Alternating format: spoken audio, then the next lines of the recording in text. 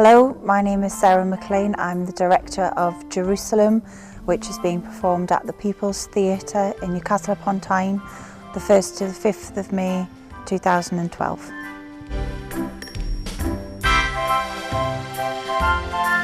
Well, the basic plot of the play is that it's set in a fictional Wiltshire village on St George's Day, and it's the day of the local county fair.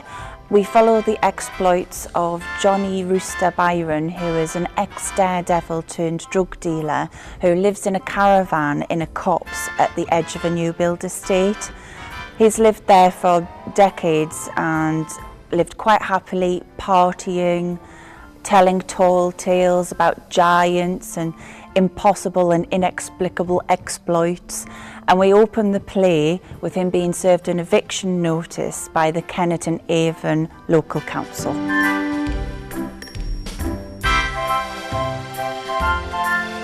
Well, the play started its life at the Royal Court Theatre in London in 2009 and transferred very successfully to the West End in 2010 to the Apollo Theatre.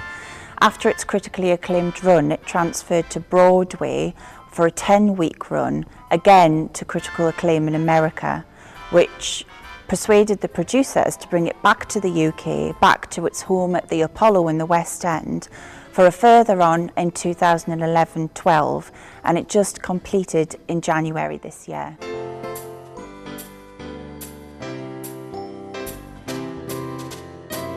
Well, the play has won the New York Drama Critics Award, as well as the Evening Standard 2009 Play of the Year. It's also won the Olivier and the Tony for its lead actor, Mark Rylance. Well, it's a darkly funny slice of life story that has general appeal. People have flown across the Atlantic to come and see this play. They've camped outside of the box office at the Apollo Theatre for 48 hours to try to see its final performance in London. It inspires people. Jez Butterworth, who wrote Jerusalem, said that he wanted to write something about Englishness, and that's what he's done with this play.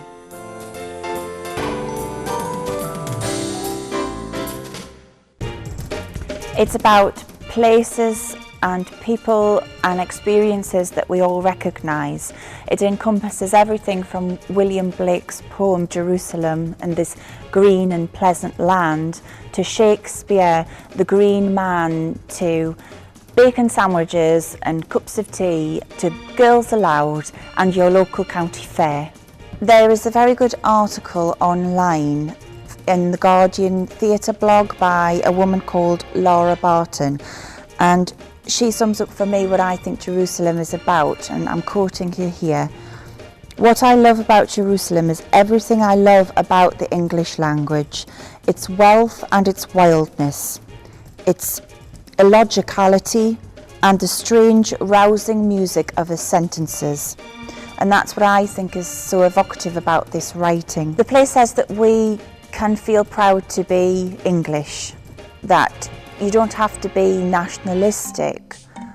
It makes us feel proud, and especially an Englishman's home as his castle is an ideal that Johnny Rooster Byron celebrates, that we have the right to defend and stand up for our homes, because ultimately they're not just a pile of bricks, or in his case a caravan, but it's about family and about tradition.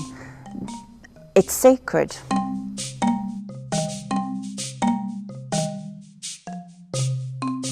Well, the Peoples couldn't miss out on an opportunity to produce this play. We have a tradition at the Peoples of putting on shows that other theatres can't afford or don't want to produce. We like to bring things from the West End back up to the northeast of England for our audiences. We were very lucky that we applied for the rights for this production just in time, which was when the production was transferred to America, because all rights have been withdrawn now.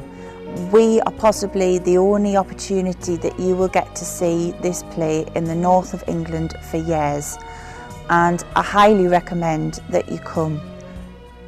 Peter Harrison is playing the part of Johnny Rooster Byron in our production.